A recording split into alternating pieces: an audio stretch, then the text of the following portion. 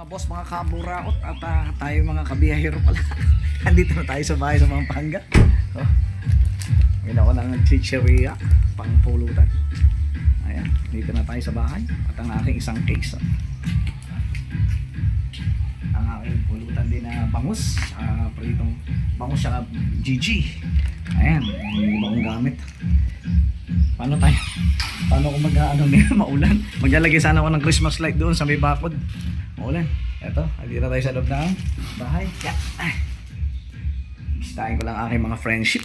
Hello mga kaibigan ko. Mga kaibigan ko yung mga yan. Tapos nandito yung aking best friend, syempre, as usual. Hi bestie. Peace mom. Yeah. Best friend ko yan.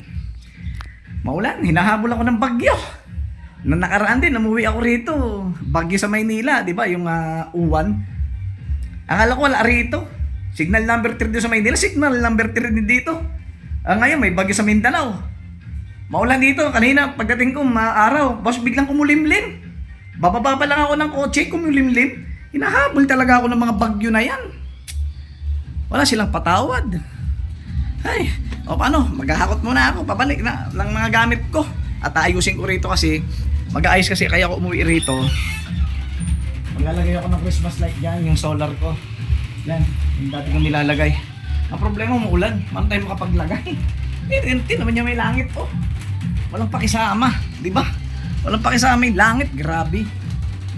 O ngayon, gagawin ko na lang itong mga pamingwit ko.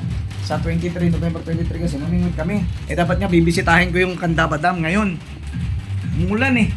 Mamaya, ang dadaanan doon, lupa, mapalahaw na naman si brum-brum ko. Di, saka na siguro. Kaya ayusin na lang natin itong mga bagong kubili pamingwit. Lalo na to, lima na pamingwit ko. Wala pang hindi pa nagamit kahit isang beses. At saka ayusin ko yung bulaklak ng aking puon, ng aking mahal na Mount Carmel dyan. Yan, ang aking inang Carmel. O sige na, maulan na eh.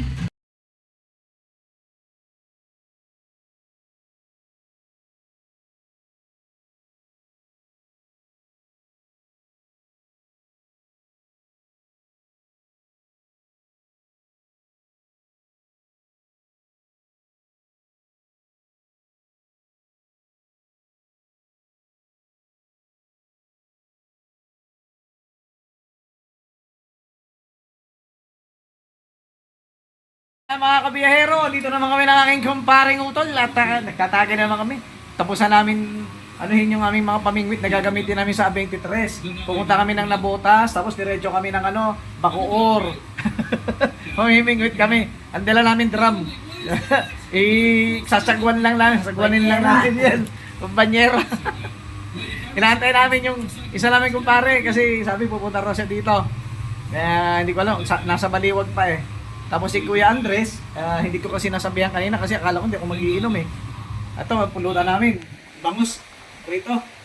Nagsawa kasi ako sa ano ba yung may sabaw, yung pink salmon. Salmon berry. Nakakasawa yung pink salmon kasi kaya nagbangus muna. Ayun, nahuli na pala namin yan sa tapat. Namingwit kami dyan sa tapat, nahuli namin yung bangus na yan. I-slice na namin, tinimplahan, tapos pinirito. Para may pampulutan kami. Ibang klase yung bangus dito. Oh, ibang klase ng bangus ng dagupan. Dagupan ano?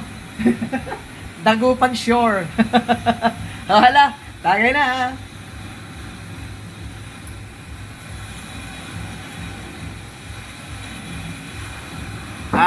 Namit good.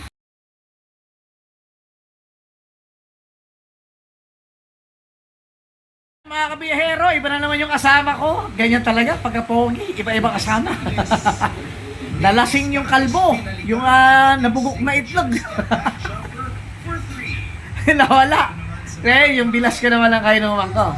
Pumili ulit tayo na pizza. Ayan ang pizza, nasa ibabaw. Ito, dalawa. Tapos, isang kahon na beer. Siyempre, may dalawa pa nga nung iniwan namin eh. Tapos, bumili pa ako ng malamang may iwan to. Dalawa. At katulad doon dati, nakaraan, 3 kami. Dalawa rin nang naiwan. Ininom ko kinabukasan ako mag-isa. Tapos nag-video ko ako noon. Wala akong pang video kay. Wala akong dalang speaker. Kaya ayos na. Tagay tayo.